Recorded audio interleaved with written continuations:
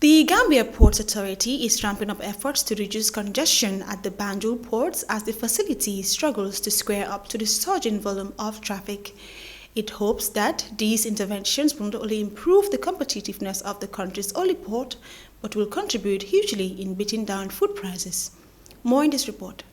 The population is currently groaning under the yoke of the unbearable cost of food commodities, and there appears to be no end in sight. Coronavirus-induced loss of livelihoods and ballooning food prices now remain some of the major variables threatening food security and household incomes. It's still a struggle for many Gambian households to get 3 meals a day, and the rising food prices could force many deeper into food insecurity. Whilst many blame the prohibitive food prices in the country on the COVID-induced disruption to global supply chains, there are other factors. One of these factors is the mounting pressure on the Banjul ports in terms of space and equipment. Currently, the country's only port is dealing with berthing problem for ships and space for containers. Usman Jabate is the managing director of the Gambia Ports Authority. In that congestion now in shipping is a worldwide phenomenon. I think these are the offshoots of the backlog of shipment resulting from lull in activity post the pandemic. Ships are having to clear a lot of backlog because a lot of importation were due to be shipped to their various destinations. But because of the COVID, a lot of disruptions happen in the international shipping market. But coming to Banjul, what we have realized is that the volume of business into Banjul has outgrown the facility to the extent that the congestion is now becoming more prevalent. The year-on-year growth in terms of the volume that was handled in Banjul, the 10 years preceding 2017 was on an average annual of 7%. But between 2017 and December and end December 2018, we have realized a surge in traffic to the extent that the volumes handled in Banjul were up to an 18% growth. Why this surge in traffic at the ports? Because the belief was that these are backlog that were coming to Banjul because of the pandemic. But we realized from our survey that there were new entrants in the market, and the transit business alone had grown by more than 102%. And this is in line with the growth indicators for the macroeconomic growth indicators published by the Ministry of Finance, that there is renewed confidence in the market as a result of the new political dispensation, and people have more confidence in the market. Transit alone, for example, goes to places where there is stability and streamlined administrative processes. That's why Banjul will continue to experience a surge in traffic. Now, that matched with the facility we have is why there is the congestion, because the volumes have physically outgrown the space that is available, both in terms of the ship's accommodation, that's the berths we have, and the terminal areas that are available for storage of containers. The soaring volume of transactions is also putting some pressure on ports equipment. Now, that matched with the facility we have is why there is the congestion, because the volumes have physically outgrown the space that is available, both in terms of the ship's accommodation, that's the berths we have, and the terminal areas that are available for storage of containers. In a typical scenario, the port has a quay length of 300 meters and can handle 2 container ships simultaneously.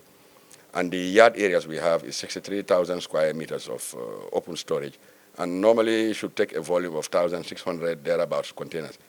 But on a typical day, anytime somebody is around in the terminal, you will visibly see the signs that more than 3,000 containers are handled in a facility that should handle about 1,600.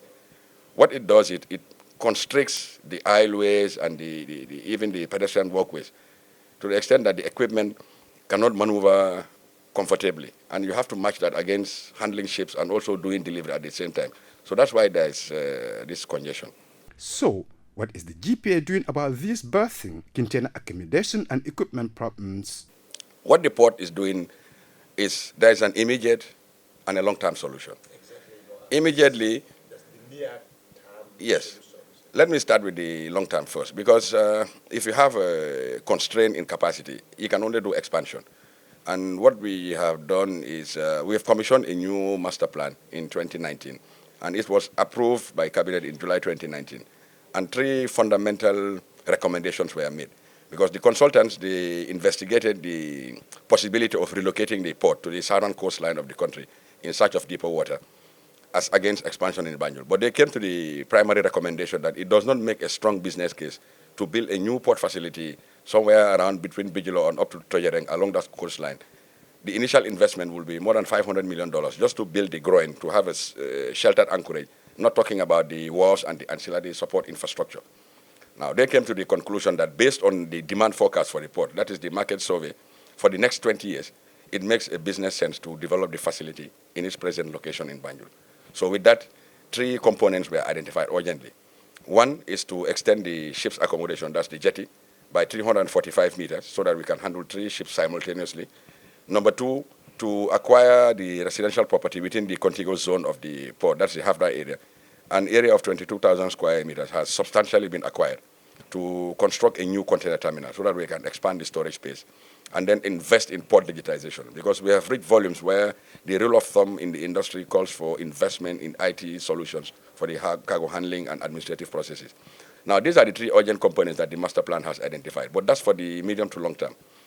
Immediately, we have a business concern, and there's a big clamor, a public concern about congestion. So what we are doing is, what we can control is operational efficiency, given the facility we have. So the port now has access areas outside of the port for the handling of mainly returning empty containers and export containers, because these are activities that have a lot of human interference, and we site them away from the port. We visited some of these acquired plots in the ports area. TTI Annex, Gambia Technical Training Institute Annex. Okay, so it has been acquired by the management of the Gambia Ports Authority as part of the port, the larger port expansion initiative that we are driving currently. So you can see the area is all, the buildings, there were buildings here, but they are all demolished now to the ground. And then you can see this is Muslim High. Muslim High 2 is part of the deal, the expansion deal. As part of the palliative measures, GPA also have inland depots and a car park at the Bond Road. As part of our decongesting the main port yard, we rent this place out where we, stock, keep in store the empty containers. We pack the empty containers or stock them here. Okay, and then they will be only live here for the main port if they are due if they are needed there for onward distribution. I think it's all about the port's extension, because as we all know that the port is congested. For management to decongest the ports, I think they have to extend some of the areas for the decongestion of the ports. Meanwhile, it is hoped that these measures will not only ease congestion at the ports, but will significantly help in enhancing the competitiveness of the facility. Reporting for Star TV News, this is Mamadou Justice Dabo.